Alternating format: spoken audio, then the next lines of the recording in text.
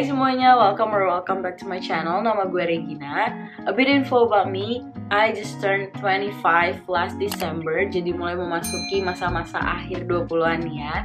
And I figured this would be a perfect opportunity untuk aku reflect on several money mistakes that I made on my early 20s that fortunately I can fix. Dan juga untuk make sure kalau kalian gak bakalan ngelakuin kesalahan yang sama on your 20s. Let's face it, money is a taboo topic. Mau diomongin sama teman, sama pacar, sama orang tua sekalipun. Coba aja dulu waktu gue umur 20-an awal, itu udah pernah ngeliat video kayak gini. Pastinya gue jadi bisa lebih prepare untuk umur 20-an gue yang penuh dengan ketidakpastian ini. So, without further ado, these are 10 money mistakes to avoid in your 20s.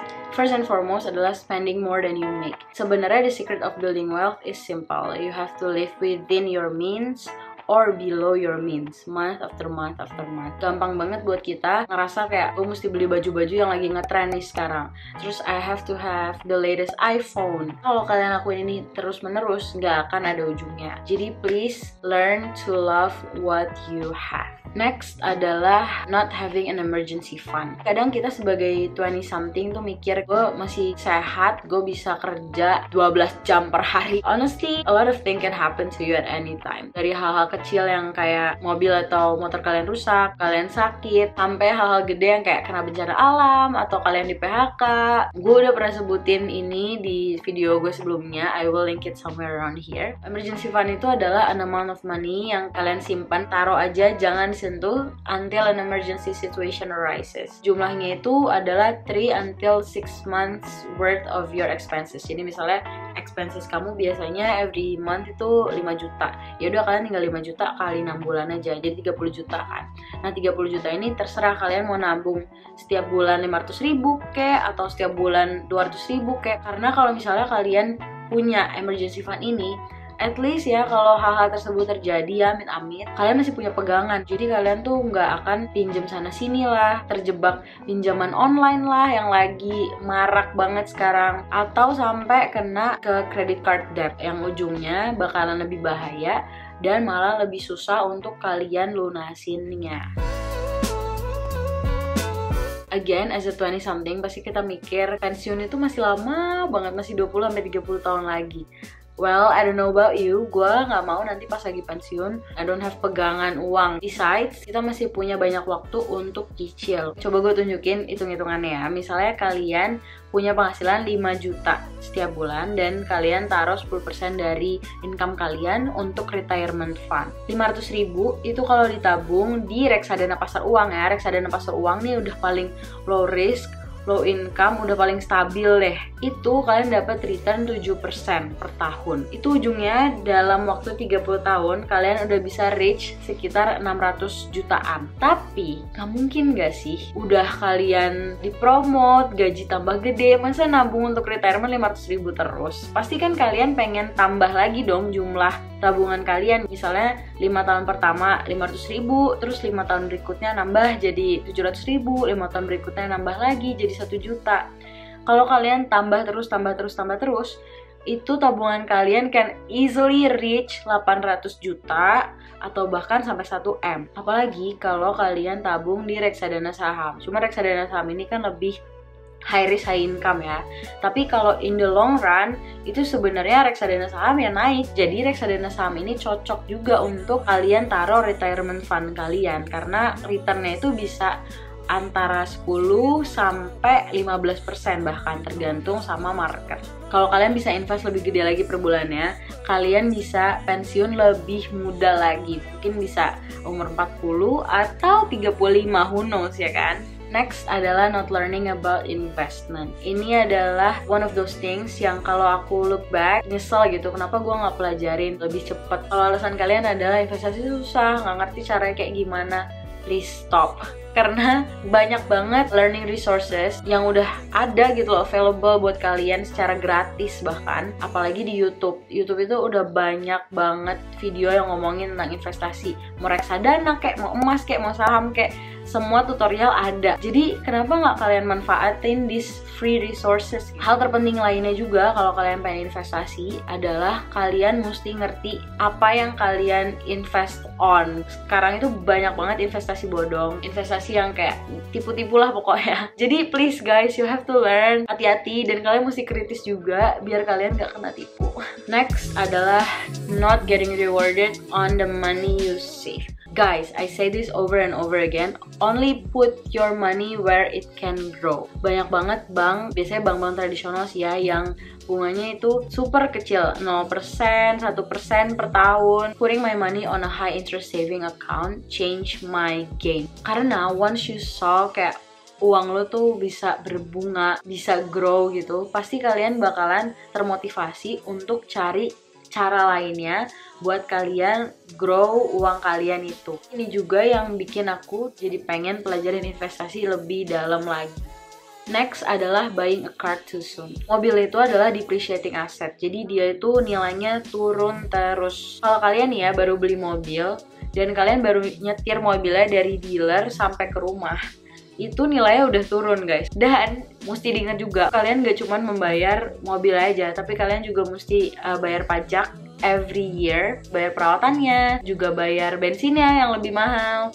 Terus juga kalian mesti bayar asuransi if you use asuransi. Aku realize sih poin yang ini is not for everyone, karena living in Bali, di Bali tuh nggak ada public transportation yang bagus. Jadi everyone either rides a motorbike, drives a car, atau ya tiap hari naik Gojek atau Grab yang ujungnya bakalan costly juga. If you really have to buy a car, kalian mesti make sure cicilannya jangan sampai lebih dari 30% of your income. Karena kalau lebih dari 30%, kalau tiba-tiba ya ada satu dan lain hal, atau kayak tiba-tiba corona kayak gini, itu you're screwed. Also look into buying second hand cars. Yang kalian bisa coba juga, ini bukan buat semua orang, tapi aku saw some of my friends do this, adalah renting their car. Kalau di Bali itu car rental itu in very high demand. Mereka sewain mobilnya ke orang-orang yang mereka kenal dan mereka percaya. Essentially si mobil ini bisa menghasilkan duit sendiri dan jadinya bisa ngebayar cicilannya sendiri lah.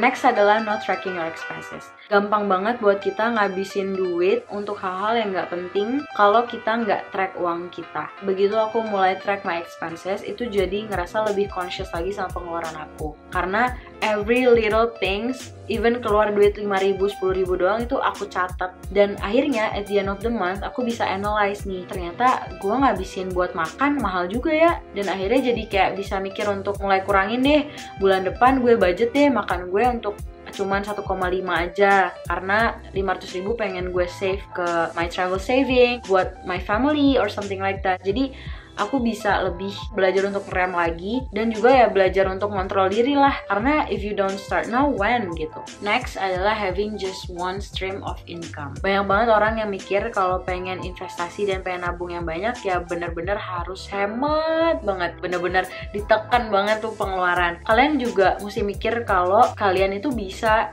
naikin income kalian. One of the ways is either work your ass off sampai kalian got promoted dan gaji kalian nambah, or you find other stream of income. This one is very near and dear to my heart karena gue juga baru banget kena layoff, dan untungnya for me aku punya beberapa stream of income lainnya. Jadi aku masih bisa tenang, bisa mikir, bisa makan sambil in the meantime aku cari kerjaan lainnya. Jadi while you're young and you're healthy, then you can work 2 to 3 jobs. Why not put your energy in good use? Zaman sekarang tuh banyak banget cara untuk kalian get extra income. Untuk aku sell my pre-loved stuffs on Carousel, dan juga aku sell women footwear on Shopee, yang surprisingly on a good month itu bisa menghasilkan lebih dari my main income. Aku juga recommend sites like Fiverr.com, Upwork.com, where you can find a lot of jobs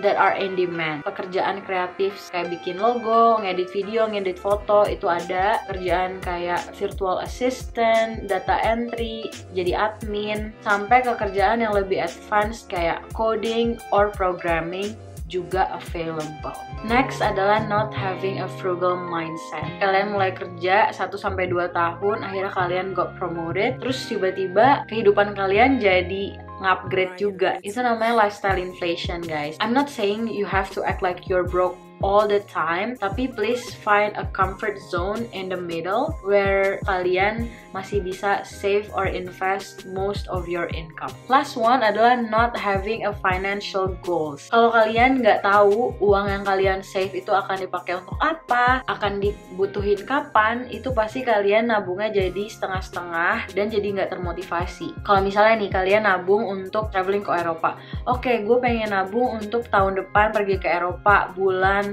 Juni, pengen ngumpulin 30 juta, dan kalian langsung mikirin per bulannya berarti gue mesti ngumpulin berapa ya. Pasti kalian bakalan kayak semangat dan lebih excited lagi pas kalian udah ngeliat tabungan kalian sedikit demi sedikit grow. Which is why having a clear financial goals is essential to build your wealth. Last but not least adalah going in depth for a wedding. Ini aku taruh di bonus karena aku sendiri belum nikah. Cuman kita di umur 20-an pasti udah mikir ke sana kan. I believe the title is pretty self-explanatory. Aku nggak mau go in depth juga karena takut menyinggung orang-orang di luar sana. Cuman aku berharap banget kita bisa normalize wedding yang sederhana. I mean spending ratusan juta buat event 1 malam, kita sebagai orang yang ngeluarin duit nggak bisa enjoy, itu sayang banget. Mendingan uangnya itu dipakai untuk nyicil rumah, untuk honeymoon ke luar negeri, atau buat hal-hal lainnya yang lebih berguna in the long run. So those are 10 money mistakes to avoid in your 20s. Once again, these are just my experience and my opinions. I'm not forcing you to do all the above. Aku percaya semua orang punya pandangan sendiri tentang their personal finances, dan beberapa yang udah aku sebutin tadi adalah pandanganku. Hopefully some of it are useful for you. If you guys need more information about personal finances in general, I will link beberapa video down below for you to check out. And lastly, come and follow me on Instagram @reginaenggita where I post more daily stuff. And also jangan lupa untuk subscribe to my channel. You're already here, please subscribe. Thank you so much for watching. Stay safe, stay healthy, and I'll see you on the next one. Bye bye.